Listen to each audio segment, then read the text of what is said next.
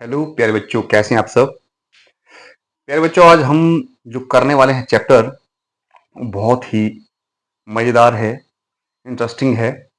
वो है पृथ्वी की अक्षांश और देशांतर रेखाएं।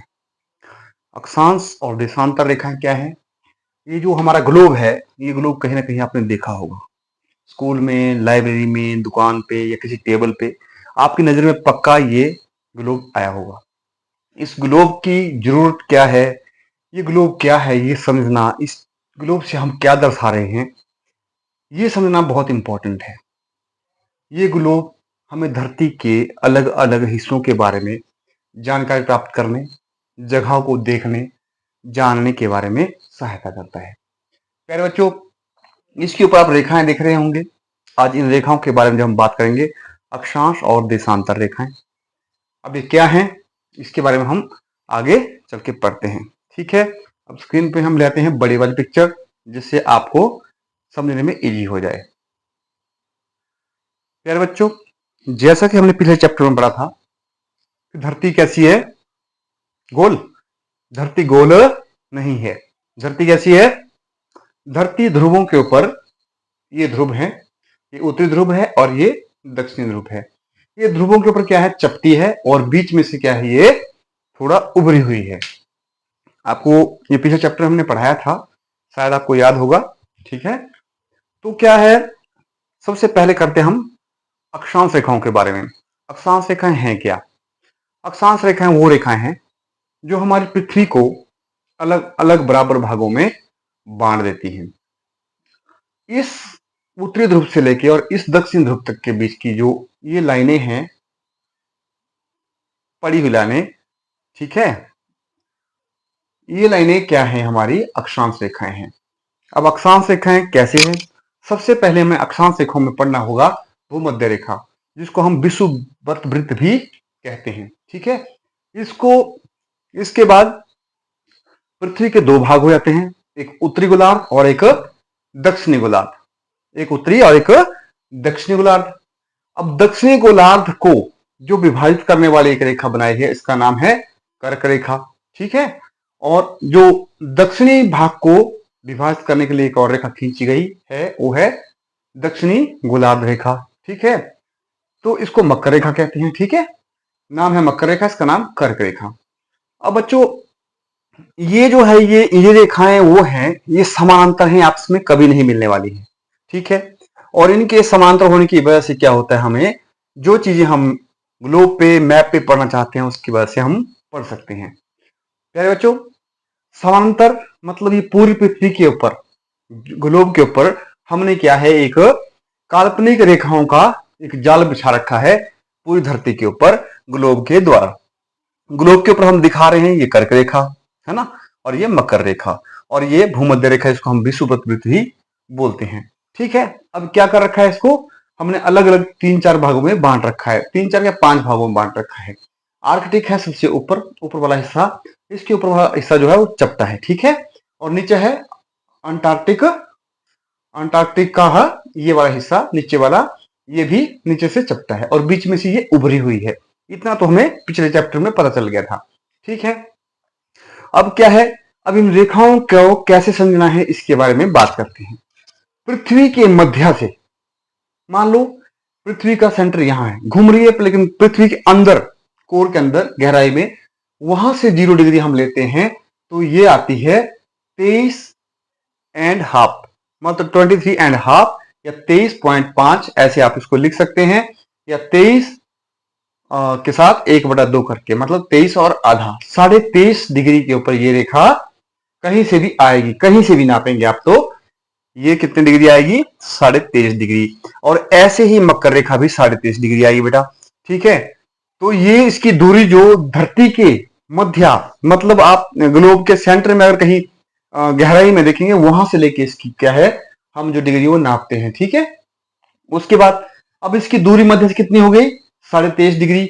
अब यहां से इसकी दूरी कितनी है, ये कौन सा है, आर्कटिक वृत्त है। ठीक है, अब इसकी दूरी कितनी होगी, 67 पॉइंट कितने होगी, 34 लिख रखे हैं लोगों ने। ठीक है, तो इतनी होने वाली है ये, और सेम ये वाले भी यही होने वाली है। ठीक है, अब चलेंगे आगे। अब क्या है इसमें, सबसे ऊपर वाला ध्रुव कौन सा है, उत्तरी ध्रुव, जो किस भूमध्य रेखा के ऊपर 90 डिग्री के ऊपर है। ठीक है, ये कौन सा है, उत्तरी ध्रुव, और ठीक 90 डिग्री नीचे क्या है, दक्षिणी ध्रुव है। अब ऐसे तो यहां तक तो हम इसकी बात समझ गए। अब आगे इसकी जरूरत और इसको समझने के लिए हमें क्या करना पड़ेगा, जो देशांतर रेखाएं हैं उनको समझना पड़ेगा। प्यारे बच्चों, आपकी आसानी के लिए मैंने एक इमेज ये डाउनलोड कर रखी है। इसमें आप आराम से समझेंगे अक्षांश रेखाएं क्या थी। ये पृथ्वी का अंदर वाला हिस्सा है। ठीक है, मान लो पृथ्वी एक बॉल है, उसके अंदर वाले हिस्से के हिसाब नापेंगे हम इसको। अगर मेजर करेंगे डिग्री के हिसाब से तो ये 15 डिग्री, 30 डिग्री, 45 डिग्री, 60 डिग्री, ऐसे करके इसको हम मध्य से, पृथ्वी की कोर से अंदर से इसको मापते हैं, जो सेंटर में उसको भूमध्य रेखा। ठीक है, अब ऐसे करके क्या कर रखा है, ये तो हो गई अक्षांश रेखाएं हमारी, और ये कौन सी है, देशांतर रेखाएं।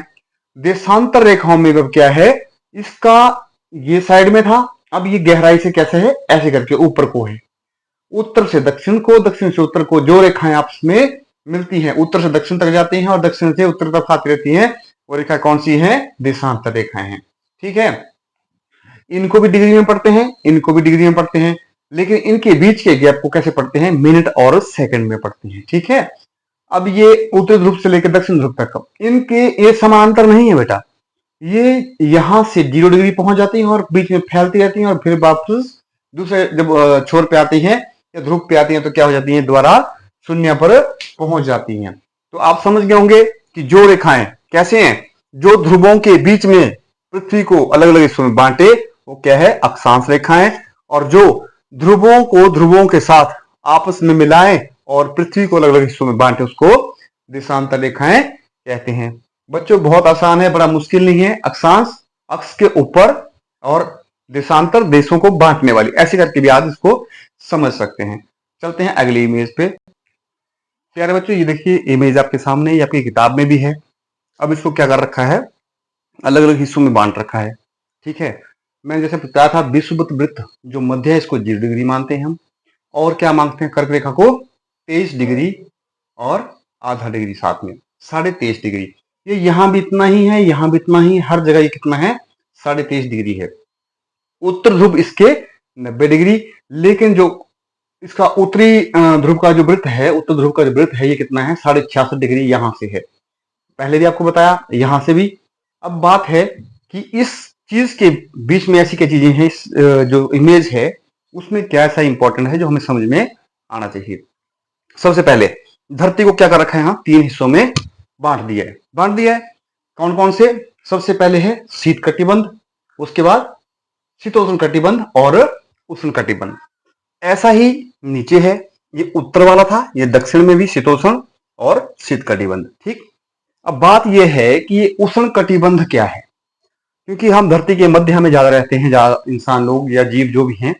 क्यों उष्ण है ये, क्योंकि बेटा जब भी धूप पड़ेगी तो सूरज की जो किरणें हैं वो सबसे ज्यादा सीधी कहां पड़ेंगी, यहां पड़ेंगी इस एरिया में, और इस वाले एरिया में कम पड़ेंगी, क्योंकि सूरज जब धरती घूम रही है तो ये जो मध्य वाला हिस्सा है ये क्या उभरा होगा, यहाँ पे जब भी घूमेगा तो सबसे ज्यादा धूप कहां पड़ेगी, यहाँ, और एक क्षितिज यहाँ वाला पीछे रहेगा तो क्या होगा, धूप यहाँ कम पड़ेगी, तो ये थोड़ा सा ठंडा सा रहेगा, और ये ऐसा रहेगा कभी गर्म कभी ठंडा, वैसे रहेगा ये, इसलिए उसको उष्ण कटिबंध कहते हैं।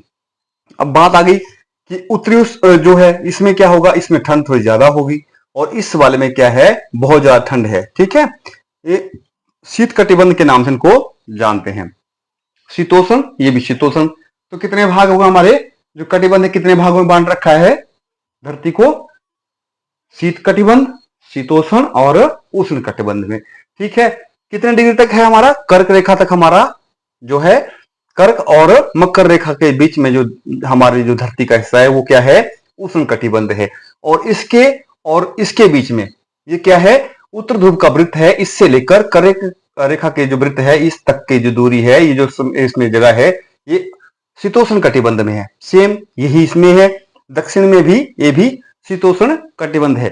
बच्चों धरती को इसलिए अलग अलग भागों में कि कहां पर जीवन अच्छा है बुरा है, कैसे हम रह सकते हैं, कैसे जी सकते हैं, वो सब चीजें यहाँ पे हम समझ सकते हैं।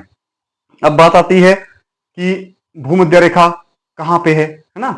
अब भूमध्य रेखा जो है वो अलग अलग प्रकार की है।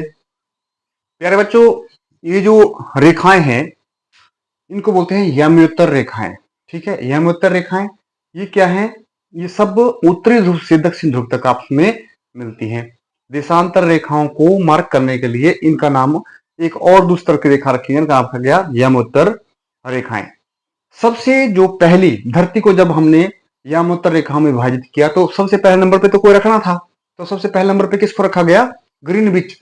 ग्रीनविच कहाँ है, ब्रिटेन का जो शोध केंद्र है वहां पे ग्रीनविच नाम की जगह है। तो क्या किया गया, वहां से ही इसका विभाजन शुरू कर दिया। अब पश्चिम की तरफ को था, जो पश्चिम की तरफ को था इसको क्या कर दिया, 180 डिग्री तक पश्चिम में लिखना शुरू कर दिया। 30 डिग्री वेस्ट, 60 डिग्री वेस्ट। अब जब हम ऐसे डिग्री में बांट लगे तो इस साइड को उत्तर को, अब ये रेखा जो है ये दूसरी साइड को भी यही रेखा गई, यही रेखा दूसरी साइड को भी जाके मिलेगी। तो 180 डिग्री तक यहां तक, और यहां से यहां तक 180 डिग्री। ये उत्तर में 180 डिग्री, सॉरी उत्तर नहीं, और पूर्व में 180 डिग्री और पश्चिम में 180 डिग्री इसको बांट दिया गया। अब जब हम लिखते हैं 30 degree east, 60 degree east, 65 degree east, ऐसे करके लिखते हैं, इधर को वेस्ट लिखते हैं। तो ये कहाँ है, ये ब्रिटिश की क्या थी, एक शोध केंद्र था। वहां पे क्या नाम है, उस जगह का नाम था ग्रीनिच। ग्रीनिच जगह थी, उसको क्या कर दिया इन लोगों ने, जो प्रधान या मुख्य रेखा जी जो थी उसको मान लिया। ठीक है, और उसके बाद क्या किया, जो पूर्व की तरफ को था वो ईस्ट करके काउंट करना शुरू कर दिया, इधर को वेस्ट करना शुरू कर दिया काउंट। ठीक है, अब क्या हुआ, जब ऐसा किया तो इसका हमें क्या फायदा और नुकसान है, इससे हम क्या कर सकते हैं, समय जो होता है ना, समय के लिए बहुत महत्वपूर्ण रोल है इसका। ठीक है, अब जो ग्लोब है हमेशा कैसे घूमता है, पश्चिम से पूर्व की तरफ को। ये अगर पश्चिम है, ये पश्चिम है, तो ग्लोब इस साइड को घूमेगा कभी भी। धरती भी ऐसे घूमती है, तभी सूरज जो है जिसके ऊपर पहले किरण पड़ती रहेगी, सूरज इस साइड से आएगा ना, तो क्या होगा, सबसे पहले समय उसका होगा। ठीक है, अब ये फर्क पड़ता है, धरती जो है घूमती कितनी स्पीड से घूमती है, धरती घूमती है 1 घंटे में 15 डिग्री। कितने बेटा, 1 घंटे में 15 डिग्री। ये 30 डिग्री है ना, तो 1 घंटे में यहां तक घूमेगी, 1 घंटे में जो धरती घूमेगी। तो पूरी चक्कर लगाने में लगाते हैं कितने घंटे, 24 घंटे। अच्छा ठीक है, जब 24 घंटे लगाए तो ये जो 1 घंटे में कितने, 15 डिग्री। तो ये बताओ कि 1 डिग्री के लिए कितना टाइम लगेगा, नेचुरल है 4 मिनट, है ना, 15 चौका 60, है ना। तो क्या हुआ, 1 डिग्री के लिए 4 मिनट लगे। अब इस हिसाब से क्या होता है, हमारा समय चलता है ना। अब क्या है, जब इसके साथ हम क्या करते हैं, अपने समय को भी सेट करते हैं कि नहीं, ऐसे होता ना। अब देखो भारत में क्या है, जैसे भारत की बात करें हम, कि भारत में जो दूरी है आपस में, भारत के मानचित्र पे देखते हैं। ठीक है, वैसे तो आप बहुत सी बातें इसमें समझ गए, है ना, कि धरती कैसी है, यहां से चपटी है, नीचे से चपटी है, उत्तर और दक्षिण से, बीच में से उभरी हुई है ना, अलग अलग हिस्सों में बांट रखी है। क्या क्या है, विषुवत रेखा, कर्क रेखा और मकर रेखा। ठीक है, और इन मकर रेखा और कर्क रेखा जो है भूमध्य रेखा से कितने डिग्री, 23.5 डिग्री दोनों, एक उत्तर को और एक दक्षिण की तरफ को है। ठीक है, अभी आगे चलते हैं, आगे हम पढ़ेंगे किसके बारे में, कि जो रेखा है वो समय कैसे हमें बताएंगे और कैसे हम रेखाओं को उसके ऊपर दिखा सकते हैं, है ना। और बेटा भारत का नक्शा देखोगे, ये भारत का नक्शा है, ये है हमारी यमोत्तर रेखा। ठीक है, अब इधर को भी और इधर को भी, है ना, ये हमारी देशांतर रेखाएं जो है ना, वो अब क्या है, मिनट और सेकंड के हिसाब से इनको पढ़ते हैं, है ना, कितने आगे मिनट में, उसके मिनट से भी अगर कम होगा तो इसको क्या कहते हैं, सेकंड में पढ़ते हैं।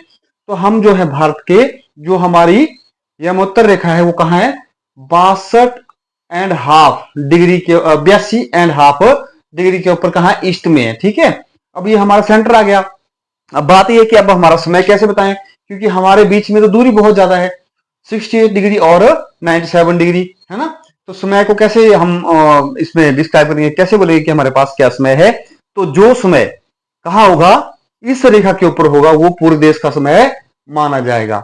ठीक है, ये क्या होगा, जो इस रेखा के ऊपर समय होगा क्या माना जाएगा, यहां अगर 12 बज गया तो पूरे देश में 12 ही बज रहे हैं, क्योंकि जो हमारी पूर्व भारत से लेकर दक्षिण भारत तक की जो रेखा है, जो दूरी है वो कितनी है, वो बहुत लंबी है। हमारे बीच में अगर समय को देखा जाए किस हिसाब से, देशांतर रेखाओं के हिसाब से, या यमोत्तर रेखाओं के हिसाब से तो 1 घंटे 45 मिनट का फर्क पड़ जाता है। तो क्या करते हैं इसके लिए हम क्या करते हैं, यमोत्तर रेखा के ऊपर जो समय होगा, जो यहाँ पे समय हुआ, वही पूरे देश का समय हम मानकर चलेंगे। ठीक है बेटा, ये देखो आप इस इमेज में देख सकते हैं कि क्या है, जो ये पूरा फर्क है समय के हिसाब से 1 घंटा 45 मिनट का है। ठीक है, तो मान लो हम बोलेंगे कि हमारे 12 बजे हैं यहाँ पे, ये बोलेगा नहीं हमारे पास तो 1 घंटा लेट चल रहा है, यहाँ पे अलग चल रहा है, तो हमारा समय कभी भी सेटल नहीं हो पाएगा। तो क्या करते हैं हम लोग, इसको फॉलो करते हैं कि जो समय रहेगा वो क्या रहेगा, जो यमोत्तर रेखा होगी उसके ऊपर जो समय रहेगा धूप के हिसाब से, जब धूप सिर के ऊपर बिल्कुल सीधी होगी तो उसी समय को दोपहर मानेंगे, हर जगह दोपहर मानेंगे, चाहे वो असम हो चाहे गुजरात की कोई और जगह हो। प्यारे बच्चों, मैंने इस चैप्टर को बहुत छोटा और कोशिश की है बिना किताब से पढ़ाने की, और इसीलिए ये सारी इमेज मैंने इकट्ठी की है, कुछ गूगल से, कुछ किताबों से, तो ताकि आप लोगों को जो है ये चैप्टर आराम से समझ आ जाए, आपको समझ आ जाए कि अक्षांश रेखाएं क्या होती हैं और देशांतर रेखाएं क्या होती हैं। प्यारे बच्चों, ये चैप्टर बहुत मजेदार है, और जब आप समझेंगे, आप इंटरेस्ट लेंगे, तब आपको ये और भी अच्छा लगेगा। ठीक है, तो ये देखो, ये जो हमने पूरे चैप्टर में जो पढ़ा, आपके प्रश्न उत्तर में भी यही आएगा कि कितने प्रकार के कटिबंध हैं हमारे। तो धरती कितने कटिबंध में बन रखी है, 3 प्रकार के। कौन कौन से, उष्ण कटिबंध, शीतोष्ण कटिबंध और शीत कटिबंध में 3 प्रकार के कटिबंध हैं हमारे। लेकिन अगर कोई ज्यादा विस्तार है पूछे तो हम कितना बता देंगे, उत्तरी शीत कटिबंध, दक्षिणी शीत कटिबंध, उत्तरी शीतोष्ण कटिबंध, दक्षिणी शीतोष्ण कटिबंध, उष्ण कटिबंध, जो बंध्या में है, जहां पे जो हमेशा ज्यादा सूरज की किरणें पड़ती हैं और गर्मी रहती है। ठीक है, ओके। और क्या क्या किया हमने, ये देखो हमने यमोत्तर लाइनों के बारे में पढ़ा, ये हमारी यमोत्तर लाइन है ना, और ये हमारी देशांतर लाइनें हैं। ये देखो कैसे बांट रखा है 62 डिग्री 30 मिनट के हिसाब से, ये आप शायद यहाँ देख पा रहे होंगे, है ना। ये सारा मैप को या ग्लोब के ऊपर पढ़ने का तरीका है, जिससे हम पता चलता है कि कौन सी जगह कहाँ है। इन रेखाओं का हमारे ग्लोब का, धरती को समझने के लिए बहुत ज्यादा महत्व है ना। अच्छा, और जो भी इसमें काम की चीजें जो थी मैंने सारी इकट्ठी आपको बता दी। ठीक है, अब भूमध्य रेखा जो थी, जिसको विषुववृत्त बोलते हैं, उससे जो क्या है, कर्क रेखा है वो कितनी है, 23.5 डिग्री पे है। मकर रेखा भी दक्षिण की तरफ को 23.5 डिग्री पे है ना। नीचे दक्षिण अक्षांश है, ऊपर उत्तरी अक्षांश है। ये दोनों 90 डिग्री पे, एक ऊपर को और नीचे की तरफ को 90 डिग्री पे दक्षिण अक्षांश है। अब इसके कटिबंध मैंने आपको बता दिए, 3 प्रकार के थे। ठीक है, अब ये चैप्टर मेरे हिसाब से आपको बिल्कुल पूरी तरह समझ आना चाहिए। अगर कुछ कमी रहेगी तो आप मैसेज करना, कमेंट करना और शेयर करना इस वीडियो को। थैंक यू वेरी मच, मिलते हैं नेक्स्ट वीडियो में। मुझे लगता है कि ये वीडियो आपके बहुत काम आएगी, और मैं ऐसी वीडियो आपको करता रहूंगा सेंड बना बना के, क्योंकि मुझे चाहिए ऐसा कि आप पढ़ें, सीखें और आगे बढ़ें। Thank you very much.